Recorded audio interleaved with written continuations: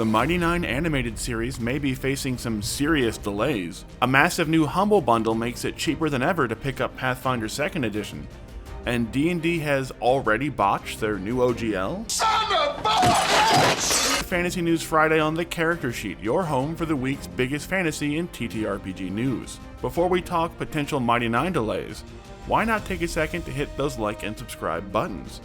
We really appreciate it, and it really helps us keep these videos coming. And then, let's dive into the news. Dungeons & Dragons rolled out their new Creative Commons and System Resource document just over a week ago, but it turns out they accidentally omitted some key content, forcing them to update the SRD 5.2 to the new SRD 5.2.1 to fix their mistakes. It turns out that not only did D&D initially omit some beloved magic items from their big Creative Commons offerings, like the Sending Stones and the Sentinel Shield, but they also apparently forgot to include all the iconic magic items from their D&D cartoon heroes, who they spent most of 2024 trying to work back into the fabric of modern Dungeons & Dragons, by giving them their own free adventure on D&D Beyond and working them into the art and the lore of the 2024 Player's Handbook and more. But their magic items, like the Thunderous Great Club or the Hat of Many Spells, were initially excluded from the list of content third-party creators were allowed to use under the SRD 5.2. And apparently, unlike the entire Bastion system, which was excluded intentionally, this appears to have just been a big mistake. So now D&D has released the 15 missing magic items and made a few other minor changes, as they've trotted out the new SRD 5.2.1.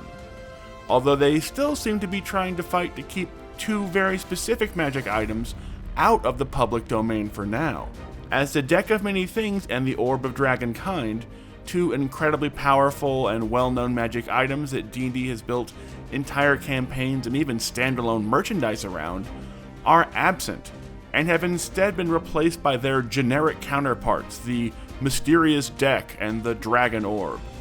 So while D&D did push a huge amount of the 2024 core rulebook content into the Creative Commons, it looks like there are still a few cash cows they will refuse to release their hold and their trademark on.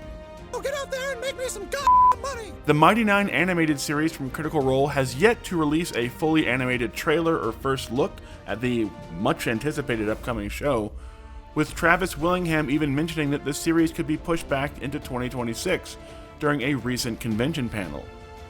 But now a new reason for a potential delay may be popping up right in Critical Role's backyard. It turns out that the animators at Titmouse LA, the animation studio responsible for overseeing the Legends of Vox Machina and the Mighty Nein's animation, may wind up going on strike.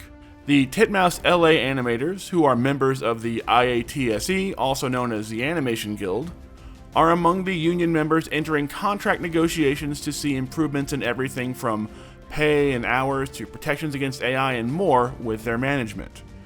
While Titmouse is normally seen as a pro-union studio, having voluntarily agreed to recognize a union and negotiate in good faith when their New York branch voted to unionize 3 years ago, nothing is ever off the table when negotiations are underway.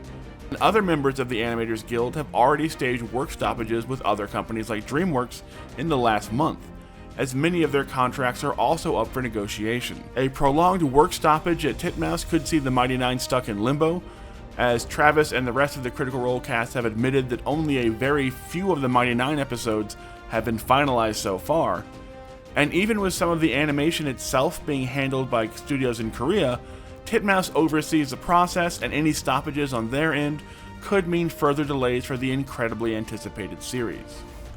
That said, just days after negotiations started, Titmouse teased that the official first look for the Mighty Nein series could be just days away.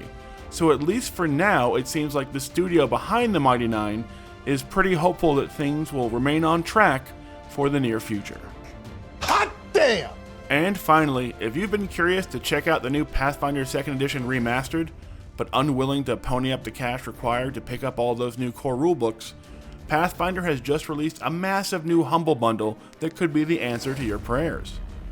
The new bundle, which is selling for just $45, includes 43 items centered around Pathfinder's new Tianjia Asian world setting, including the amazing Fists of the Ruby Phoenix adventure path, but it also includes all the new core rulebooks and bestiaries, plus Lost Omen travel guides, Lost Omen Monsters of Myths, tons of flip mats, the new starter set for Pathfinder, and more, all in PDF form. It's nearly $800 of new Pathfinder goodness, all for as little as $45. Not only is this a great way to finally check out the new Pathfinder Remastered system for an incredibly low price, but the Fist of the Ruby Phoenix is one of the best adventure paths Paizo has released in a while, focused around characters from level 11 to 18, as you're invited to Tianjia to compete in a massive martial arts tournament. It's basically like the Pathfinder version of Mortal Kombat, and it's one of the most over-the-top and delightful modules we've played through in recent memory, as you have to escape the appropriately named Danger Island to prove your worth to fight it out in the tournament itself.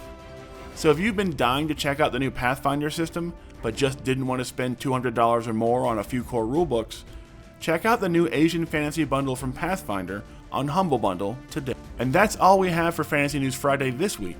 Let us know what your favorite section was down in the comments, and don't forget to hit those like and subscribe buttons.